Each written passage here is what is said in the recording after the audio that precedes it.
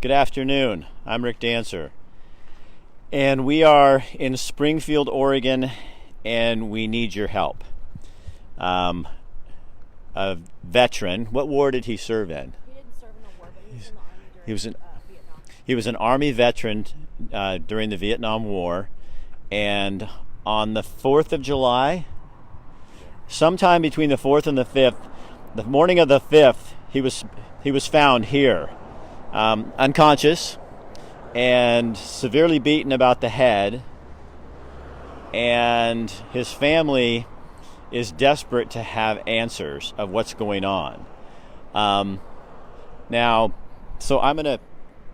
found this on Facebook, and I saw this going on, and people were talking about it, and so we got a hold of, come here, Cassie. This is Steve Hensley is the man we're talking about. He's a disabled veteran from Springfield, Oregon.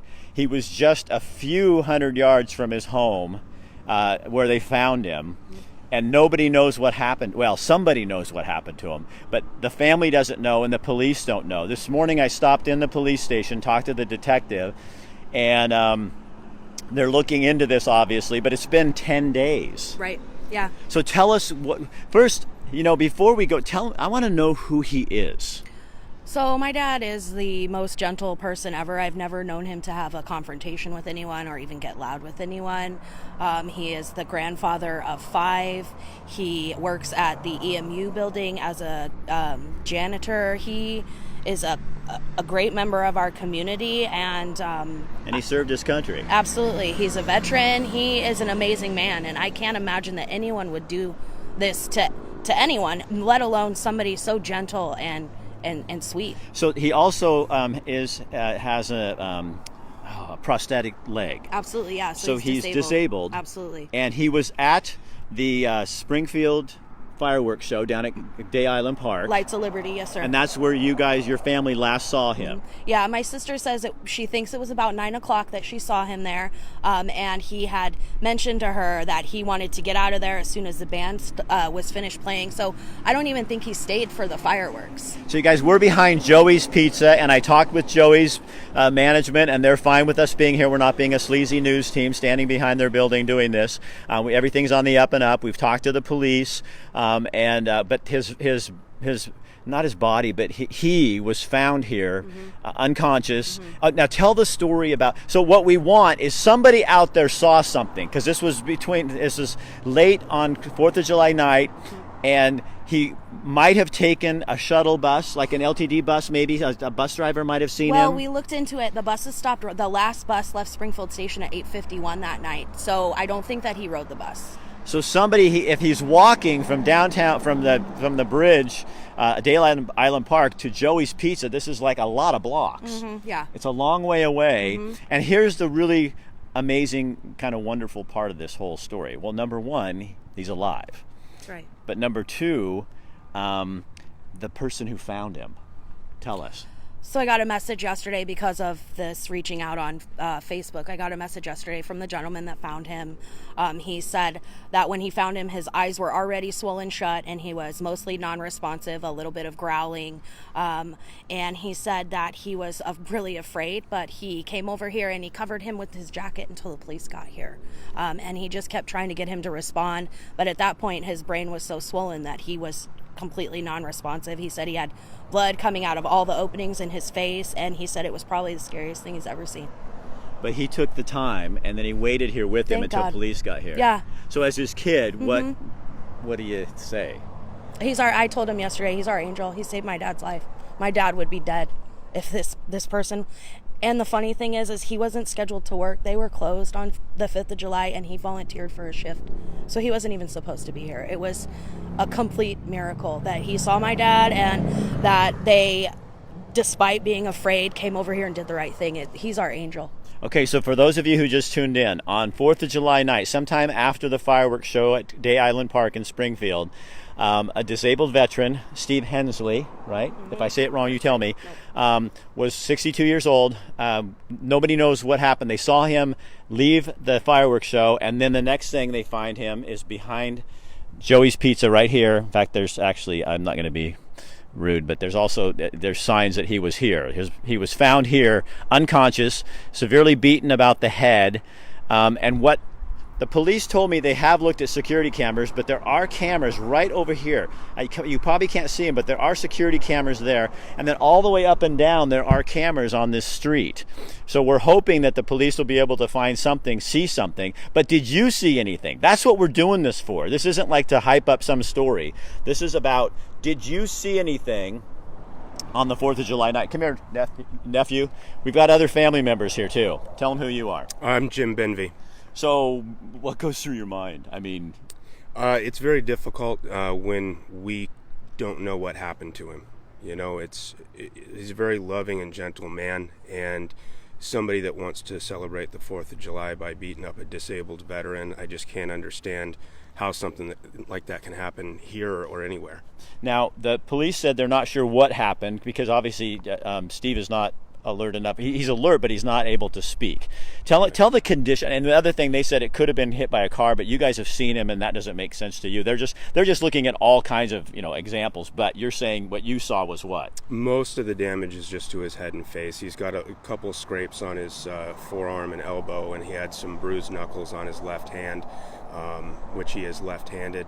And to me, that indicates that he was trying to fight back.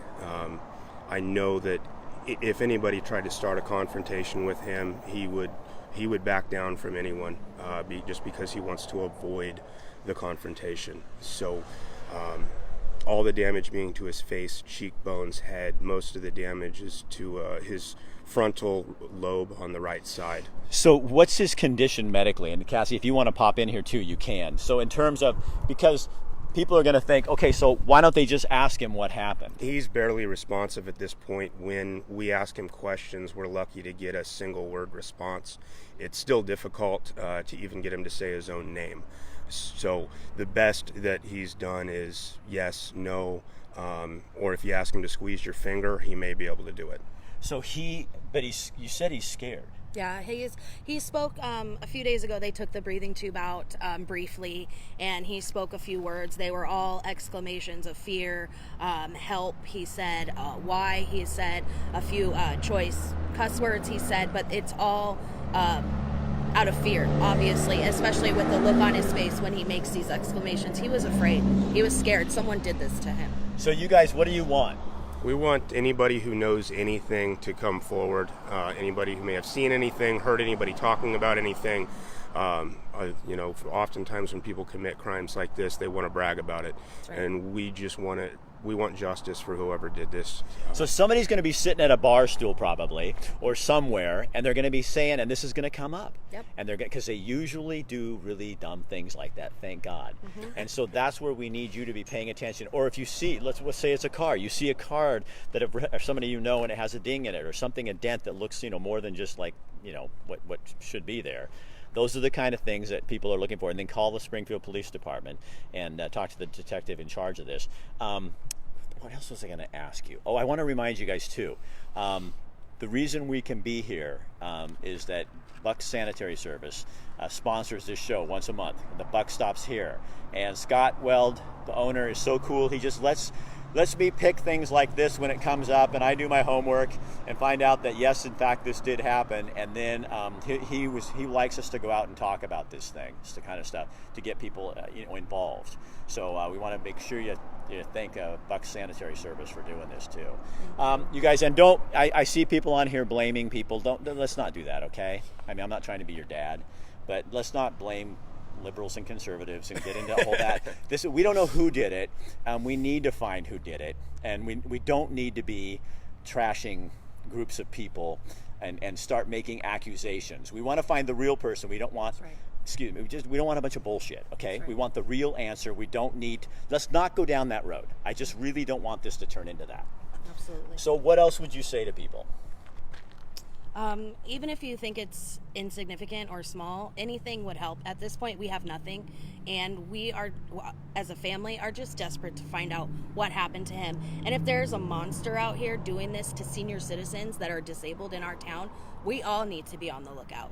None of us are safe if that's the case. Or if it's people out there just being, Yeah, I mean, who knows? Who knows what's going on? But it's just not right. That's right. And so again, we want to support the police. We want to find out more about those cameras across the street at that business over there. Yep. And if you saw something, if you were driving home and you saw, even if you saw Steve, if you were driving home and on 4th of July night and you saw Steve walking down Main Street in Springfield or somewhere down here, he has a limp because he has one leg, he has a prosthetic leg. So he would have had a limp, and so you would have noticed that. And did you see other people around him? Did you see people walk up?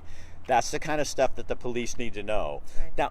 Now, this hasn't been in the media or the paper or anything. No. Nothing.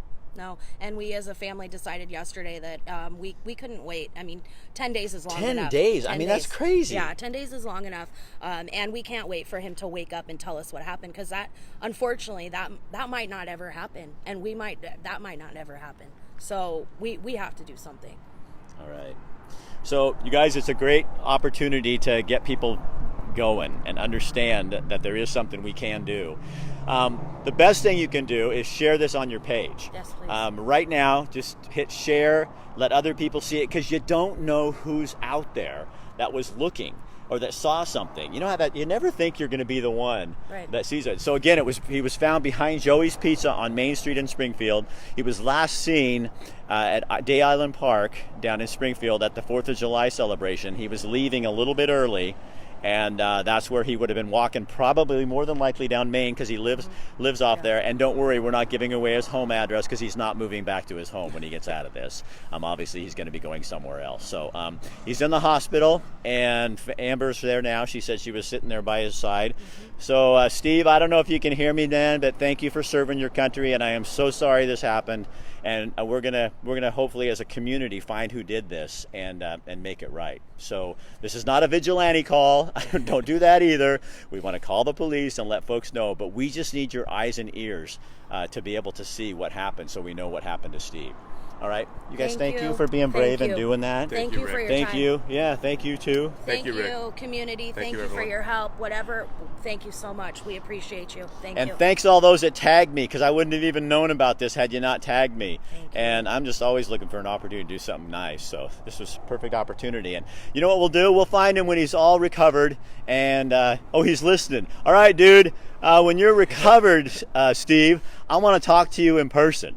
And maybe not about this, but we'll just talk to you about life, because we'll have this all figured out by that time, and we'll get you. So hang in there, fight hard, and we as a community can do this, okay? All right. Thank you again. All right, you guys. And again, we want to thank Scott Weld and Lisa Weld at Buck Sanitary Service, because they sponsor the show. And this truly is one of those things where the buck does stop here. It's our town. We're not going to let this kind of crap happen, and we're going to find out what happened to Steve. All right? All right, I'll see you later. Have a great week. And, I'll talk to you later. We got much more planned. All right, we'll talk with you guys soon.